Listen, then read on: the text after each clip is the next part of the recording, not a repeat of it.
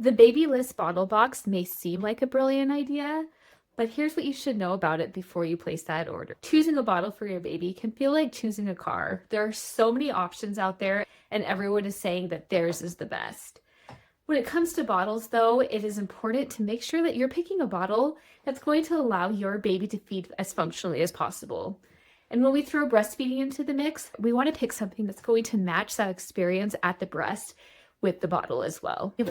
I might have seen the Babylist bottle box and thought, wow, what a great idea. I get 5 or 6 bottles and I can try each one to see which one my baby's going to love the best. They advertise it as the ultimate solution and something that you should definitely put onto your baby registry. In this video, though, I'm going to tell you where this box falls short, why I think you should probably have a different approach when picking bottles, and what you should look for instead. And if Babylist is watching, I hope you'll take some of this feedback and make this bottle box better, because I do think that there is value in it. So first, let's go through the bottles in this box and the biggest issue I see with it. First, we have the Boone Nurse, which is a silicone bottle. A lot of families love silicone, and so this is appealing. 3 out of the 5 bottles in this box are silicone. Next is the Tomo. This one is extremely popular. I feel like I see it on every single baby registry out there. It is also silicone. Then there's the Nano Baby, again, another silicone bottle. The Dr. Brown's Anti-Colic Options bottle with the narrow neck. And then the Avent Anti-Colic bottle. Here is what I have a big issue with. These 3 bottles right here, the Tomo, the Boone Nurse, and the Nano Baby all have a very similar nipple. So while the bottle might be shaped a little bit differently, you are getting a nipple that is going to be very similar to one another, and so you're not really getting that much variety. I have taken these all out of the box, and you can see that these all have a very long nipple and then a drastic slope to a very wide base. A lot of bottles think that this is just like the breast, it's like the nipple being erect, and then the shape of the breast. However, one thing I want you to keep in mind when picking a bottle is that the more they say that it is just like the breast, the less likely that it is. Just because something looks like the breast doesn't mean that it feeds like the breast. So if you get this Babylist bottle box, you're getting 3 bottles that are basically the same. They just have different names, and the bottle shape themselves are a little bit different. I will say that I love silicone bottles. I wish that there were more options that had a better nipple on them. The good news is that at least with this one, which is the Nano Baby, you can swap it out with a nipple that I prefer. The next bottle in this box is the Avent Anti-Colic bottle. Anything that says anti-colic, I just say ignore that. That's just a sales gimmick, and honestly, the best way to produce gas and colic symptoms with your baby's bottle is to have a slower flow and feed it in a responsive way. Avent has a lot of bottles out there. I will say that most of my families that I work with end up getting the Avent Natural, which I believe comes in a purple box. I still don't love that bottle, but I would prefer it probably over this one, especially because you can swap out the nipple to one that I think is better. This bottle also has a very long nipple and then a drastic drop with the base of the nipple. It's not as wide as the others. I don't mind the width of this. I do think that you can get, if your baby's mouth can get around it, that's going to allow their lips to be flanged out. However, I find most babies aren't going to get past this nipple, and they're just going to suck on that long nipple right there, leading to more straw-like feeding, and it's going to make it so they get a more shallow latch at the breast. So this is one that never is on any recommendation list that I have. And finally, the Dr. Brown's Anti-Colic Option bottle. Again, I've already said my piece about anti-colic. This is not my favorite bottle. I do prefer it over anything else in this box, and I find that a lot of families come home from this from the NICU or the hospital. It is definitely a favorite of those because sometimes it can be a good option for babies that are premature or struggling to feed. And this one does have a longer nipple, but it has a pretty gradual slope. I just find that long term, this bottle is not sustainable for a few reasons. First of all, it's a pain to clean. This insert in the middle, which is supposed to help with the anti-colic, is just difficult to clean, and a lot of people do find that this bottle leaks. I also find that this tends to promote a more shallow latch, because you can see that this is a very small base. I definitely don't want a super wide base, but also having one that's super narrow might lead to your baby tucking in their lips, maybe not feeding as effectively. So again, not a terrible bottle.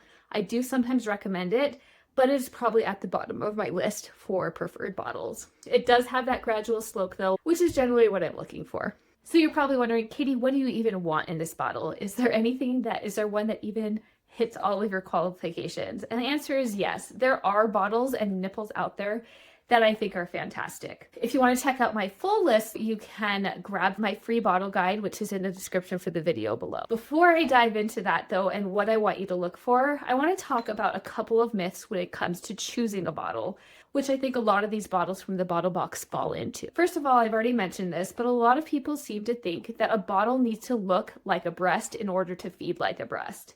This is not the case, and I will often tell families the more that it is advertised as just like the breast, the less likely it's going to be. We want a bottle that allows your baby to get a nice, deep, wide latch, and so that they're able to transfer back and forth between the breast more effectively without losing that latch. The problem with a lot of breast-like bottles is that they do have a long nipple, which encourages a shallow latch and more straw-like sucking, which doesn't always have good results. Sometimes we do see babies that won't take other bottles, take bottles like the Como Tomo because they don't have to do too much work. However, if a baby is not taking a bottle and they are younger than about 4 months or so, there's a reason behind it, and it's not just because they're trying to make your life more difficult. I work with bottle refusing babies all the time, and a lot of times just some simple adjustments can make a huge difference to get them feeding more functionally. Another myth is that it's the bottle that matters more than the nipple. This is not true. We want a nipple that is the right shape and the right flow, and that is honestly the biggest thing to look for when it comes to choosing the bottle. And finally, flow rate is a huge confusion when it comes to bottles. You will see bottles that have size 1, size 2, size 3, preemie, newborn, and there's really no standardization around this. You might get a bottle that has a size 1 nipple in one brand and one in another, and they are going to be completely different flow rates. People also think that they automatically have to go up in size the older their baby gets, but this is just a way for the companies to get you to buy more bottles and more nipples. Most babies are going to do best on the slowest flow nipple that they can tolerate, and that means that usually bottle feeds take about 5 to 7 minutes per ounce. It should not be a super quick process.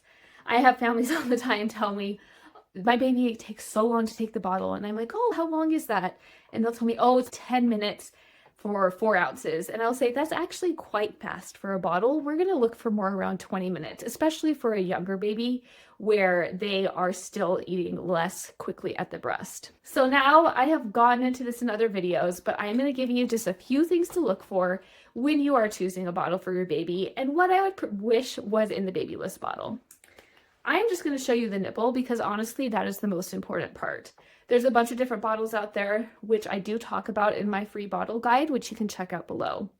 But this is generally what I recommend that you look for. We want something that passes what is called the triangle test. That's if you put your fingers like a triangle, it will fit in there nicely. Essentially, this is a nipple that has a gradual slope. So it's not super long and then has this really pinched bottom and then a wide base. We want something that is just a nice, smooth, gradual slope. This is going to ensure that your baby is able to get their mouth wide open, get those lips flanged over the top and bottom and flipped out, and this is going to be able to go up into their palate and fill their whole mouth. We really do want the nipple to fill that baby's entire mouth and to touch the palate. As I've already mentioned, you want to make sure that the flow rate is pretty slow. There is a great website out there that compares all the different flow rates of different bottles, and I will link to that below. But generally, if your baby is guzzling, if they're choking, if they are sputtering a lot, that flow is probably too fast. What we want to do when a baby is going back and forth between the breast and bottle is to match the flow to the flow of the breast. There are exceptions to this. I have had moms that have super fast flows, and we actually need to get something a little bit slower with the bottle, and their babies do better that way. But overall, look for the shape of the nipple, get a slow flow, and you are going to be good to go. One of the problems is that some people do want silicone or they want glass bottles, which can make it difficult to get something with this ideal shape. There are a lot of families I work with that will get the Avent natural bottle in glass, and then they will swap it out with one of the other nipples, like the Even Flow Balance nipple.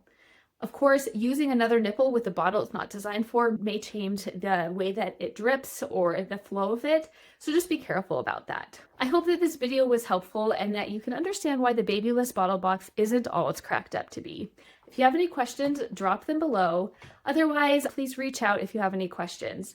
I have a great resource called the Fuss-Free Breastfeeding Bundle, which has everything you need to help you have a successful breastfeeding journey, and I'll link that below as well.